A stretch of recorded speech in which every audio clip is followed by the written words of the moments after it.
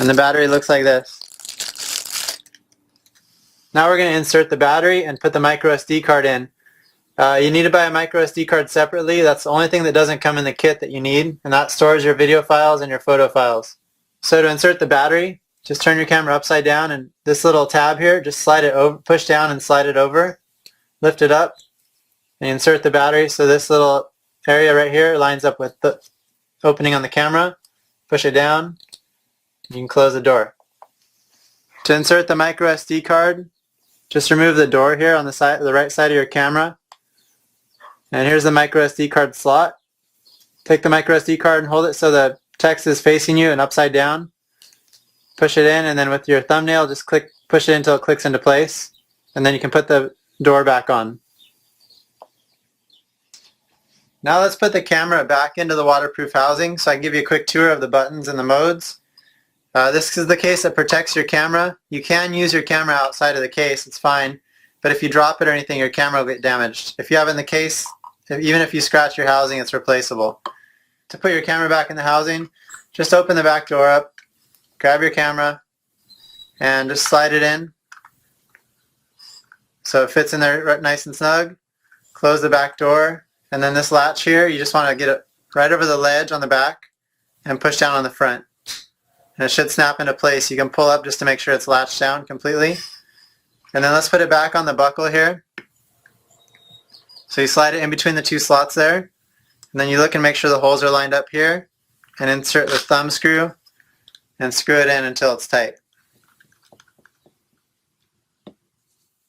I'm sure you're excited to turn on your camera and see how it works, so let's go ahead and do that. Press the front power mode button right here, and that'll turn your camera on. Just press it down once. It takes a few seconds for the camera to turn on. You'll see the flashing light and also hear a beep.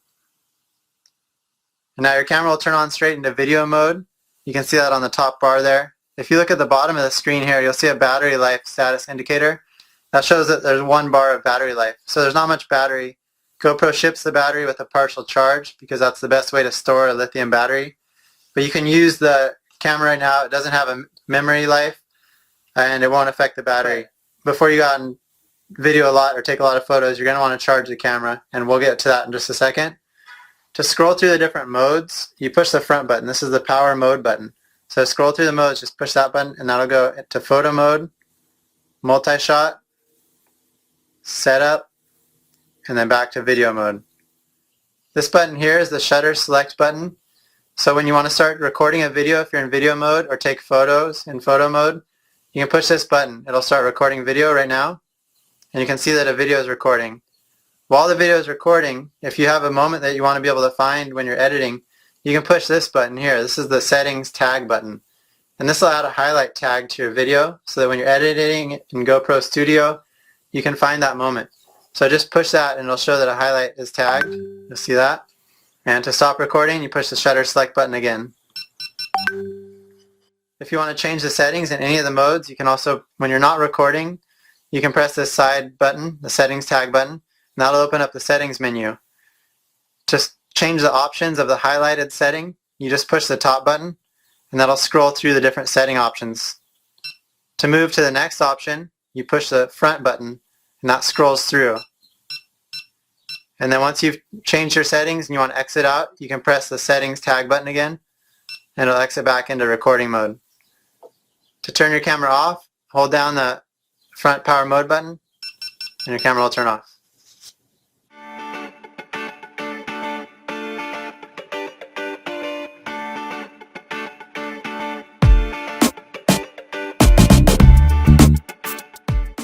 To charge the batteries and to transfer files, you can use the USB cable that came in the box.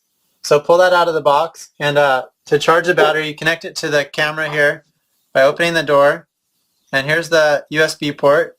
So you take the small side of the USB cable and plug it into there. This goes into the USB port on your computer. And once your camera is plugged into the computer, you'll see that your camera will start charging here. You see the charging indicator. And once the camera's battery is full, that indicator will show that it's full. It'll stop filling up. Sometimes when you're charging, the light will come on instead of this indicator, depending on your computer. And when the battery's full, that light will turn off. There are a couple ways to transfer your files to your computer. One is to have your camera connected to your computer with a USB cable, and look on your computer under devices for the disk. It's usually called no name, and then you can drag the files over to your computer.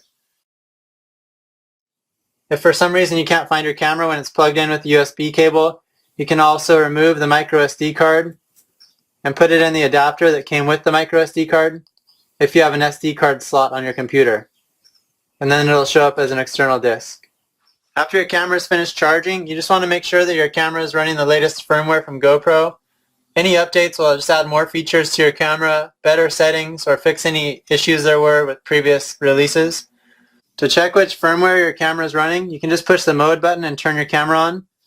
And on the very first screen at the bottom, you'll see which version it's running. If you can write that down quickly when it flashes, then you can check on GoPro's website and make sure it matches the latest firmware. If you need to update the firmware, you can follow the on-screen instructions at gopro.com/support under product updates. You can also update your camera wirelessly through the GoPro app. So if you connect your camera using the GoPro app, which is downloadable for your smartphone or tablet, you can wirelessly update your camera's firmware.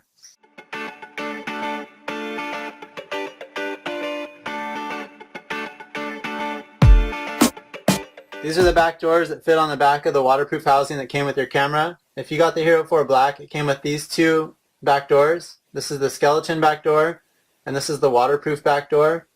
And if you got the Hero 4 Silver, it also came with this, which is the touch back door. I'll start with the waterproof back door. This is the standard waterproof back door. It's solid all the way through. And this is the back door to use if you're going in the water or in extreme conditions where your camera could get dirty or wet.